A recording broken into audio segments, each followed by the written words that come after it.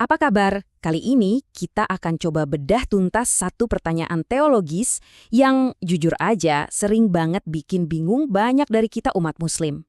Nah, pembahasan kita ini didasarkan pada diskusi mendalam dari Kiai Haji Idrus Ramli. Oke, kita langsung aja ke pertanyaan intinya. Kalau fikih saya Syafi'i, kok akidahnya Asy'ari? Kenapa? Gitu kan?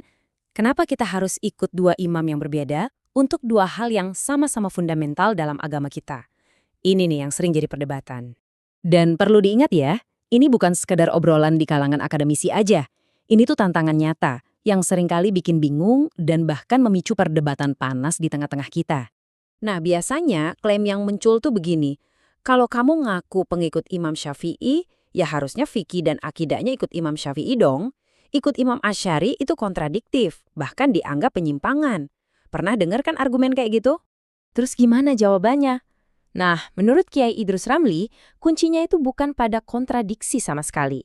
Jawabannya justru ada di spesialisasi keilmuan kedua imam besar ini. Oke, kita samakan persepsi dulu ya. Pertama, fikih. Fikih itu gampangnya adalah pemahaman kita tentang hukum-hukum Islam yang praktis. Aturan sholat, puasa, jual beli, nah itu semua ranah fikih. Terus yang kedua, akidah. Nah, kalau akidah ini beda. Ini soal pondasi keyakinan kita. Hal-hal yang wajib kita imani, seperti tentang Allah, para nabi, dan hal-hal gaib. Ini soal apa yang kamu percaya, bukan apa yang kamu lakukan.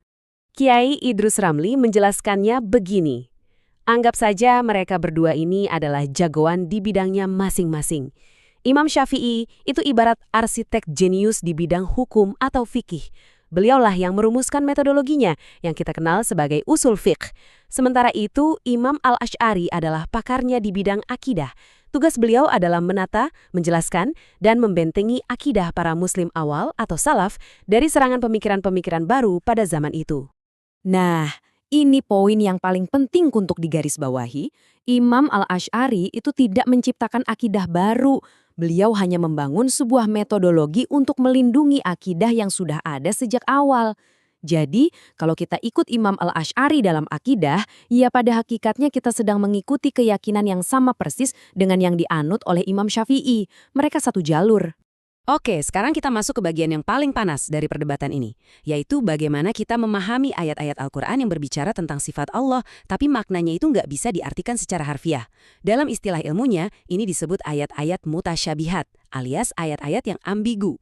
Menurut penjelasan Kiai Idrus Ramli, para ulama salaf atau generasi awal Islam itu punya dua pendekatan utama untuk ayat-ayat seperti ini.